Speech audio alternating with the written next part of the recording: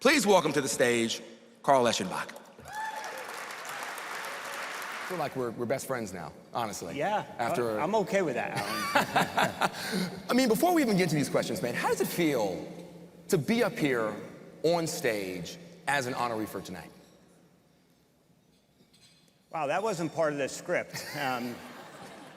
But quite honestly, it's overwhelming. I sit here humbled, just thinking about the people in this room. And, you know, just walking in and spending so much time with so many people that you've interacted with in your career, it's overwhelming. I do want to echo, I think, what Chris said and just thank Bertina, everyone at NPower, their board, and everyone in this room, because I don't think there's another organization that can pull together 700 of the most senior executives in technology other than NPower. And what they've done over the last 25 years, what they've done to have more than 12,000 graduates going to 15 by 2030. I hate to do this, but I really would like you all to thank NPower for what they're doing and contributing to our industry in high tech. Bertina and team, thank you. I also, I sit here, it's not about me this evening. It's about many people in this audience. There's customers, there's partners, there's employees, there's friends, there's family who have had just an incredible impact on me and my amazing wife, Anna, of 35 years, who is here with me. I sit here not representing Carl Eschenbach. I sit here representing a community of people who have had an incredible impact on my life. I'm so blessed and lucky to sit here, but it's not because of me. This is in honor of everyone else who have touched my life, and I hope in some small shape or form I've touched theirs as well. So from me and my wife, thank you to all of you for allowing me to be here representing you. Thank you. I'll be honest, not bad for an off-topic, off-script answer there. So you've got that. That'll be maybe the last one. We're going to jump into these. Carl, can you describe your leadership journey from early career to leading Workday as CEO, of course, and highlight pivotal moments that shaped your vision for scaling a Fortune 500 cloud software company? Yeah, sure. I'll go through it quickly and pull out some what I would describe as crucial moments in my life and my career. I'll start before I even get into my career. I was born right here in New Jersey, Northwest New Jersey. There you go. To two incredibly amazing parents who are looking down from heaven right now on me and all of us, and an amazing sister. And at 4 years old, we moved to the Poconos. There's probably not a lot of people in tech or in California from East Stroudsburg, Pennsylvania, if I'm honest. But I say that because before I get into my career, I think it gave me a foundation of humbleness, being grounded and always trying to be someone who serves others. So that really set who I am and helped me develop, I think, some of the things that I'll talk about as I go through my career. I started my career in 1987, and I see a lot of people in here who were around in 1987 in the PBX industry. So I was a pre-sales engineer and an implementation engineer running around the country installing PBX systems. Alan, you probably don't know what the hell that is. Bless you. I don't know what you just said. Yeah, but it was the days when there was phones actually on desks. Woo! And I was literally pulling cables, pulling floor tires, and implementing PBX systems. And then after that, I joined a company called NET, which was a wide area networking company as a pre-sales engineer. And about 7 years into that company, I got my first opportunity to move into a sales role or capacity. From there, I joined, from wide area network to local area network, I joined a company called 3Com. I was a sales rep there, and someone took a chance on me. Just like NPower goes and takes a chance on so many people. Actually sitting in the audience is a gentleman I am grateful to, who gave me my first ever sales job. I was a sales rep for 1 year, and he gave me the opportunity to get into sales management. Larry Costanza at 3Com, and it was like, wow. I definitely didn't deserve it. I remember getting the job, and then I said, oh, what the hell do I do now? And from there, I went on to my first real software company called Ink2Me. Many of the audience probably knows it. We went public during the dot-com days. Probably the fastest rising company during the dot-com days, and the fastest crashing on the other side. All right. And then a crucial moment you told me to talk about in my life. I was commuting from Pennsylvania. My wife and I and our children lived in Pennsylvania in 2002. And I was literally commuting to California 4 days a week, taking a red-eye back. And my wife and I had a conversation that that's probably not going to scale with our 3 children. So I decided to take a different role, and I joined EMC right here in New York City. And by the way, I think half this damn room is EMC people. This is another crucible moment. I was there 3 weeks. I told my wife I'd stay on the East Coast and not work in California, and I remember going to a legend in this room, Billy Scannell, and saying, Billy, I'm leaving. He said, what the hell you mean you're leaving? You've been here 3 weeks. I said, I know. I convinced my wife I'm going to go back into a role and join this company called VMware. And Billy said, it's going to be the worst decision you ever made in your life. I joined VMware, and 200 people, basically no revenue, was there 14 years to 20,000 people, $7 billion in revenue, and then the next crucible moment came up in my life.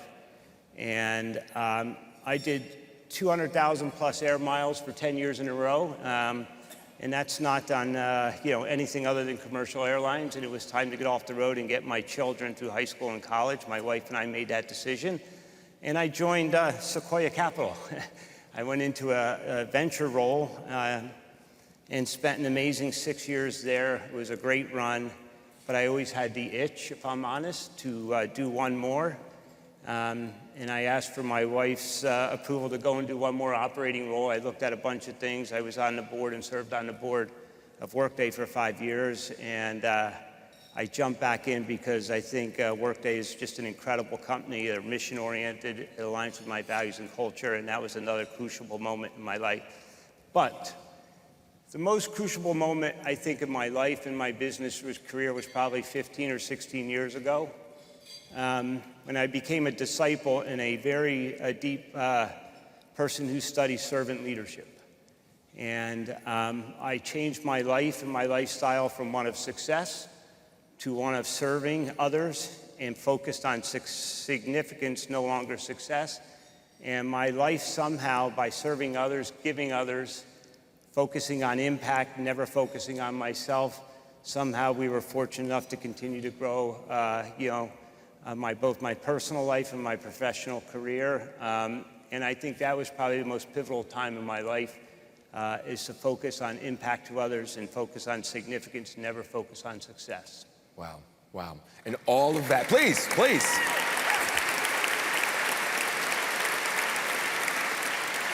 An incredible and respectful balance of your work life and, of course, your personal life, your kids, your wife, your family. And I was going to say, all of that led you to right here tonight. Look at that. Amen. The next question I have for you here, that term, that phrase we all are familiar with, artificial intelligence, right? How is Workday leveraging advanced AI responsibly to enhance productivity and solve complex workforce challenges like employee engagement and organizational agility, particularly amid today's labor shortages and evolving skills demand? Wow, Alan, this is a topic we could talk about I prepared. hours. Let me try to truncate it. So first, Workday is all in on AI. I think it's one of the most transformative technologies ever. If we look at all the big tectonic shifts of the past, whether it was cloud, mobile, social, the internet, you combine them, I think AI will have more impact on human productivity and society than all those combined. Really? So we're leaning in, but we're doing it in a responsible, safe, ethical, and trustworthy way. We're building it deep into the platform and we're trying to bring value to our customers. That being said, I think we all need to be aware of a disconnect that's happening for all of us and our employees. As we lean into technology, we need to think about technology on how it amplifies human productivity. It doesn't displace our people. Because today the narrative around AI is all around how do we save money? and it's a cost story. And we need to shift the story from cost to growth. And until we do that, our employers are going to be really nervous that they're being displaced by AI, when in fact they should use it to advance their careers. They think today they're competing against AI, when in reality, who they're competing against is their peers or their competition who's leveraging AI, so they have to lean into it. And they really got to think about how it will impact them, and in return, our companies will be impacted. It's not technology or people, it's technology and people. And we're going to move from a world where we're working with technology today, right? Even to look at AI, we're asking it questions, it responds. That's very task-oriented. The power of AI is going to happen when it's happening in the background. We don't even know it. And it changes how we work, allowing us to reskill, upskill our employees, and quite frankly, something which is evident here tonight, to revive something we're missing in the workplace. The human skills, the personal skills, networking, relationships. Today we spend all of our time behind screens. There's a reason 700 people are here today, because we are meant to be with other humans, not meant to sit behind technology. And we got to keep the human at the center of our workforce, both today and forever forward. There's a whole lot of people out there that are making decisions, not in this room, but out in the world, that need to hear that perspective, 100%. Yeah, great. I'm gonna have you pause real quick, because I've got an empty chair next to me. It's about time we fill it.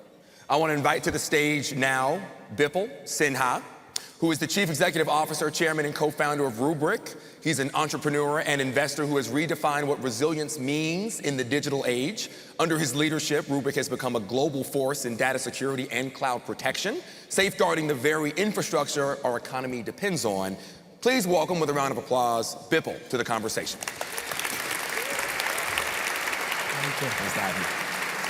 All right, so now we've got both of you up here on stage. Again, honored to be up here. Congratulations, Bipul. Thank you. Absolutely. So, Bipul, same thing I kind of asked him. Talk to me about how it feels to be up here, being honored tonight, and then sitting up here in front of so many of your colleagues and peers right now. As I was watching that video up there, for someone who grew up very poor in eastern part of India, I could identify with every single one of those kids. My dad was an unsuccessful entrepreneur. We had food security issues. We didn't have running water or bathroom in the house. And he encouraged me to drop out after high school because there was no future for me. I was not a good student, and going into a local college will not do anything for me. So few words I heard today was belief, opportunities. This is what I have lived my life on. And I'm here not just because I'm an entrepreneur and I started Rubrik. I'm here because hundreds of people, from growing up in India to coming to America, to the magical power of this country. We sometimes forget how magical America is, that gives a kid like me an opportunity to go become venture capitalist, to become an entrepreneur. I raised over $1 billion in private markets before I took Rubrik public. That's the power of the community, the power of our country, the power of the people and belief. And I feel like I'm overwhelmed right now that all of this coming together. I'm here, and a lot of our customers and colleagues and partners are in the room. And I'm super thankful to all of you, because I'll be nothing if not for you. Bipul, and we are very, very happy to have you here as well. I've got a set of questions for both of you. I'm going to ask them, and we're going to go one at a time. You guys can say whatever comes to mind, whatever you feel like speaking in front of your colleagues here tonight. So both Workday and Rubrik have a deep commitment to empowering underrepresented talent in technology. Workday through ongoing support, and Rubrik as an emerging collaborator. What do you envision as the greatest opportunities and responsibilities for leading tech companies when partnering with organizations like NPower to drive real change in workforce development and inclusion? Carl, we'll start with you. Yeah, so first, we're truly honored to have a decade-long partnership with NPower. We've been, honoring them with donations for the last decade. Again, tonight, we think it's a powerful organization. We love the fact that NPower is focused on skills and potential over pedigree. And I think that's really important, and you see the impact of the lives we saw on the screen. For me, Alan, it's close to home. My guess is I'm probably one of the only individuals in this room who didn't go to a really great university, a 4-year school. I didn't go to a 2-year school. I don't have a degree. I went to a tech school for 18 months, and something my father always taught me was, your attitude determines your altitude in life, and I think if we focus on skills, we focus on potential, not pedigree, your college, your background, and we move to a skills-based economy, we'll be able to employ many more people into the world today. And lastly, what I'd say is, we talk a lot about AI. I spoke about it. Bipul's company is doing incredible stuff with AI. I think AI has the potential to be the great equalizer, in that people today will be able to leverage technology faster. They'll be able to learn. They'll be able to ingest. They'll be able to make decisions. And I think today, the broader the skill set people get through things like NPower, the more successful they'll be, and the less potential will be disrupted by technologies as opposed to being single-threaded in a single subject at universities going forward. So we're leaning in. It's close to me and my family. And I just think that, we're a great partner of NPower because we're aligned, especially at the values level. Beautifully said. Beautifully said. Bipul, what about you? The key word with NPower is opportunities. So I think about this in 3 parts. First is talent and access. We all want diversity of thought in our organization to create enduring institutions. And diversity of thoughts comes from diversity of experience. And if you look at the opportunities that NPower is giving to underserved communities, they bring set of experiences, and I count myself as an underserved community, that is unique. So our idea is that how do we partner with NPower, partner with other organizations to create opportunities and to bring diverse set of experiences to the companies. The second one, which is very important, is culture and inclusion. From the beginning, we wanted Rubrik to be an insider company. There's no one in Rubrik who is an outsider, because all of my life and career, I felt like an outsider. So I wanted a company which is all insider, where everybody has equal opportunities to reach their highest career potential.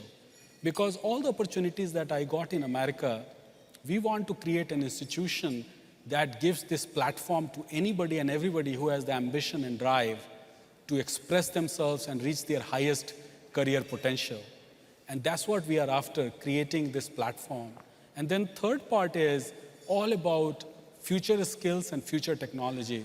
How do we expose the young leaders, young people coming into Rubrik with AI, with cybersecurity and other technology, so that they are not just doing the day-to-day work, but they are able to think how the market is transitioning. We are in an age of acceleration. And how do they become a better leader as they grow in their career? So ultimately, the power of NPower is really empowering and giving opportunities to young people from underserved communities. And our job is to partner with NPower and organizations like that to expose that opportunity on a global platform. So you both spoke to the next generation, and that kind of leads me into my next question here. And we'll start with you, Bipul. What advice would you give to aspiring leaders on navigating disruption and building enduring institutions that foster innovation and growth? Number one thing that I tell young people is, nobody knows anything. I'm gonna need you to explain that one.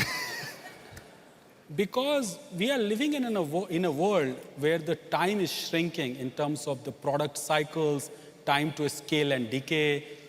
Microsoft took 25 years to become household name, and ChatGPT took 3 months. So in an era where things are rapidly changing, no experience can help you and prepare you for this new world. So that's why your knowledge and your experience and your intuition is equally valid to someone like me who has been in the industry for almost 30 years.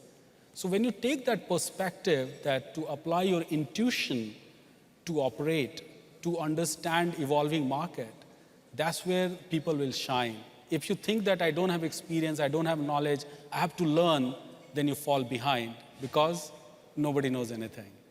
So if you have that perspective, young people will go further faster. Understood. Carl, what about you? Yeah, well said, Bipul. You know, I think we're all fighting and we're at times in a war for talent. And we all struggle to find great talent out there to bring into our enterprises. But quite frankly, it's because we haven't opened up our aperture enough. We've limited who we're looking for. What's their background, what's their skill set, what's their degree, how long have they done a job. And I think we need to think differently going forward about how do we open the aperture inside our companies. We all have biases and unconscious biases. We need to tear them down, and we need to think about how many people, and as soon as we say you need a 4-year degree, you've actually shrunk the population in the workforce by 50 to 75%. Let's open up the aperture. Let's look at everything through what is possible by getting these people in here with great attitudes, highly driven, work with a sense of urgency. And when we do that, there's an absolute trickle effect that happens.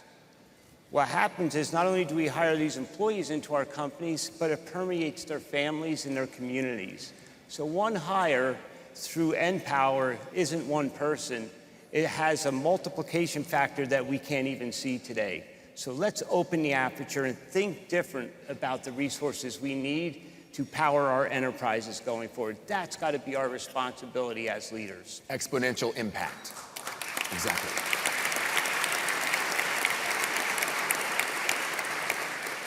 I want to take the time to thank Carl for our conversation. Carl, I'm going to let you take your seat. I'm going to have a one-on-one with Bipul up here. Thank you so much. Everybody, once again. Thank you, Carl. Thank you. Thank you.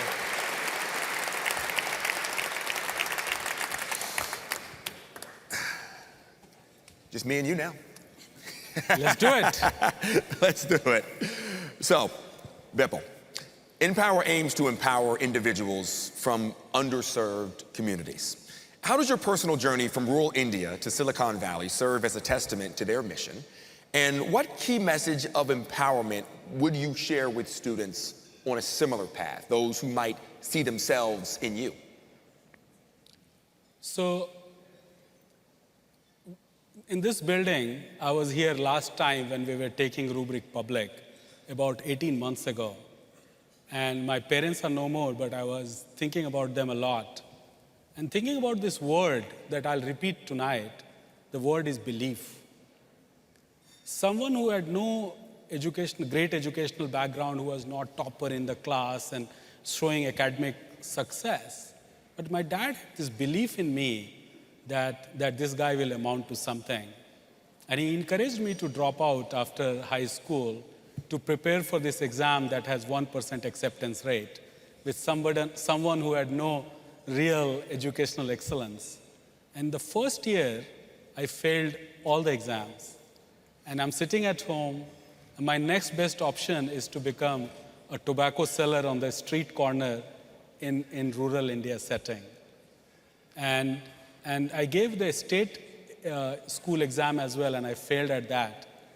When I failed the state school exam, he brought sweets for me.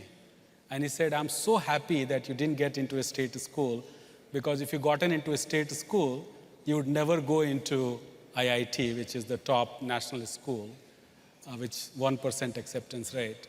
And he said, it's very good, drop out one more year, sit at home and prepare. And that moment was the moment of belief, that he truly had belief in me. And he taught me in that 2-year period when I was at home that you are not created by your circumstances. You are the creator of your circumstances.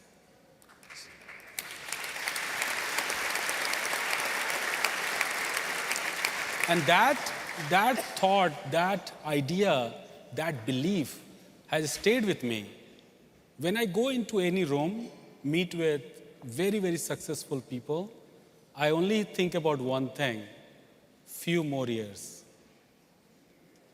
And that is the powerful thought, because when you are the creator of your circumstances, you are not overwhelmed, you are not in awe, you only think few more years, which means that with hard work, persistence, and perseverance, I'll reach this person in few more years. That few more years could be 10 years, 5 years, 20 years, doesn't matter. Just a few. But you are not overwhelmed. And that's the message about this belief that you are the creator of the circumstances. There could be people out in the audience right now, people that will watch this later or whoever it may be, who will hear that story. And the whole question was connecting to that story. How often do you look back on your own story? And was there ever a moment when you were able to exhale and say, the belief worked, I did it? No. The reason is, I am someone who is always looking forward, because when you think about the creator of your circumstances, then you're not living in the past. And all the things that has happened in the past. But I'm not impacted by the past, because if I were impacted by the past, then I would not dare to even write that exam. Or I would not even dare to become venture capitalist in America. Or I would not even dare to start a company in America. But that relentless drive to forget the past and think that you are constantly on the edge and succeeding and failing at the same time every single day is what I live for. Understood. Let me ask you this. You subscribe to this maximal thinking philosophy, as you call it. Can you explain this concept and then how you put it into practice in your daily or yearly life? So, few years ago, like 6-7 years ago, I had a spiritual crisis, because as we were building Rubrik, we were having lots of success and lots of failures. We'll lose deals, we'll lose people, product will not work, customer will come unhappy. And I used to take everything to myself, and I would really have, I would fall sick if we lose a deal. It was so bad, because I was literally very, very emotionally involved. And I started thinking that how have other people over hundreds of years, if not thousands of years, have gone into a struggle and succeeded with good health? How have they done it? And what is the formula of success? So I went and read a lot of scriptures, a lot of other spiritual, psychological, behavioral science books to create a framework about myself that how do I operate? What is the formula for success? And I came up with this idea of maximal thinking. And there are really 3 pieces to this maximal thinking. Number 1 is have an unlimited ambition that cannot be quantified. So what does that mean? So I want to become the biggest entrepreneur ever, or I want to create Rubrik into the greatest company ever. You can't quantify greatest company, because it's not 10 billion, 20 billion, 30 billion. It's just unlimited ambition. So you want to have unlimited ambition. The second thing is that you want to accept the reality. Sometimes what happens is that when you confront a bad situation, we look at it from the rose-tinted glasses and saying, oh, it was not me, it's because there was some other politics involved or somebody else is screwed up. But my idea is to accept the reality that you didn't deliver, or you didn't do a good job, or you were bad, or you are fat, or you are unhappy, or you are greedy, but accept it. Don't try to rationalize or give yourself a story. And then the third part of maximal thinking is to maximize the opportunity that is in front of you. Do not think what you want to become, but just focus on the task is in front of you, and then bring every ounce of power, knowledge, contact, connection, everything to solve this current problem, and then leave all that to the rest.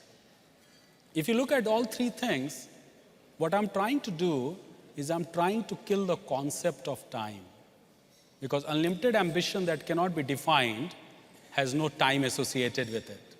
When you accept the reality and not tell yourself a story, which means that you're not going back in time and trying to find a rationalizing thought. And when you're looking at the current opportunity and maximizing the current opportunity, it is happening at time zero.